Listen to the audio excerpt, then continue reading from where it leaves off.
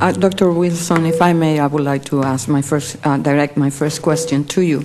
I was deeply dissatisfied with Mr. Kuhn's response concerning the Medicare Economic Index. Clearly, the MEI does not reflect the current practice of medicine. What do you believe are the problems, if there is any problem, with MEI, and what alternative assumptions do you believe the MEI should include? Well, thank you, Madam Chair, and I shared your disappointment with that response. We do believe that the Medical Economic Index does provide an inflation. Provide an inflation measurement of the inputs that are there, sort of the market basket that's there. Our contention is the market basket components, the inputs, are not the same as they were back in the 1970s, that staffing requirements for physicians are much higher. So we believe there are other inputs need to be added to that medical economic index, which would more accurately reflect practice as it is. Another, in essence, bone of contention for us is the productivity adjustment that is put in the medical economic index, which suggests that if you have an inflation adjusted increase, then physicians and others will compensate for that by doing more procedures, and so you account for that by an adjustment. We believe that is not the case, and we also believe that if that's going to be a part of it, it ought to be applied to everyone else.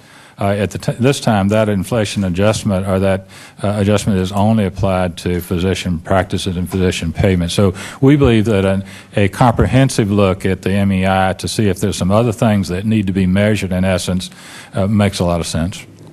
Thank you. Are those contained in the MedPAC findings? I will confess, Madam Chair, I do not know that. Okay. Dr. Mabry, you spoke about that the American College of Surgeons has been working on an alternative mechanism for calculating Medicare updates. Can you talk to us a little bit more about how it differs from some of the approaches currently being considered? Yes, ma'am, I'll do my best. It's a very technical issue, and I really would defer to more people expert than me. But basically, the concept would be that we would divide the large spectrum of services provided into discrete categories of services delivered by whatever specialist it is.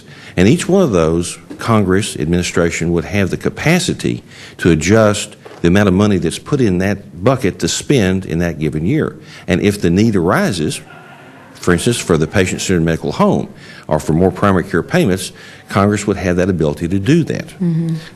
On the other hand, if there's an overutilization of services and it was the wisdom that those payments should be reduced, then that would allow you a much finer tool to reduce those payments for overutilization, and therefore it'd be more successful, we think.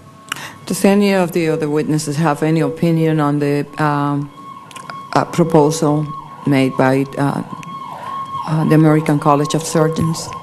Dr. Wilson? Yes, Madam Chair.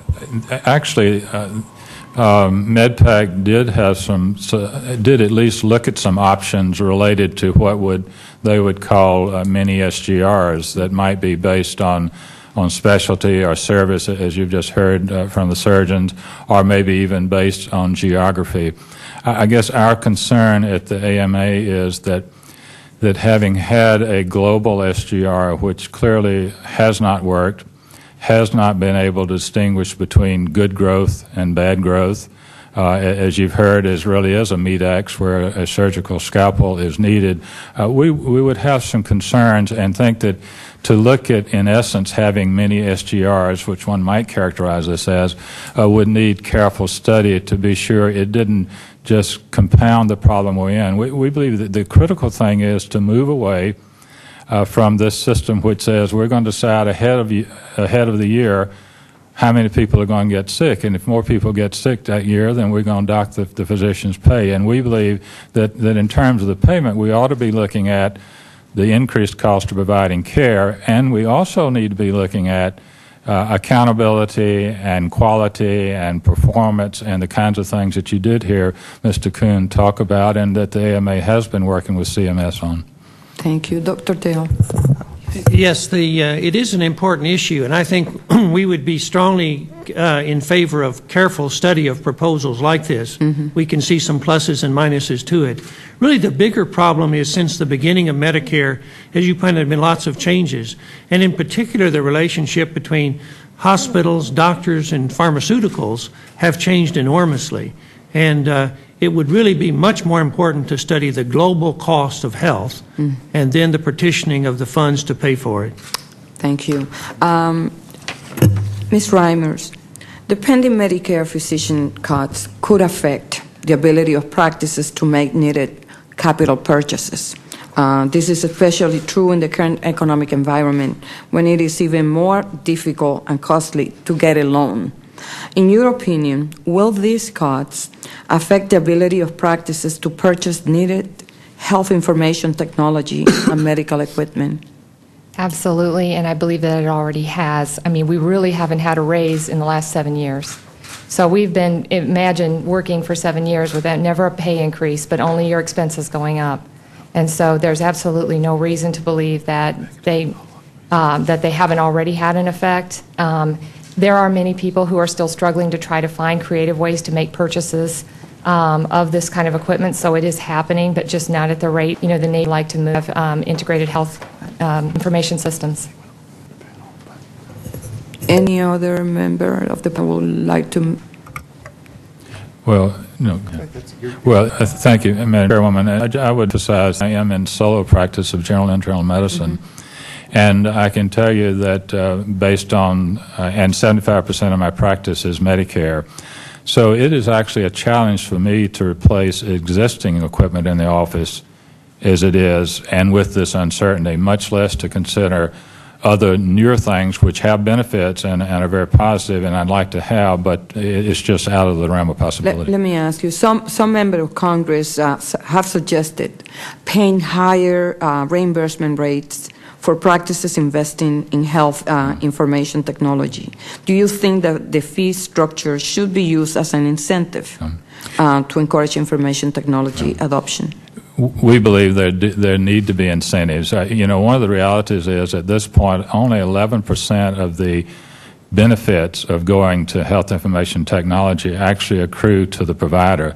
The other 79% go to payers and insurance companies and managed care companies. So we believe that assistance will be needed, and we are supporting things that Congress can do in terms of tax deductions and credits and loans and incentives and that sort. We're also asking Congress to consider looking at the anti-kickback laws and antitrust laws that might be able to be tweaked so that physicians can enter into relationships with hospitals and insurers to help finance this change. Thank you.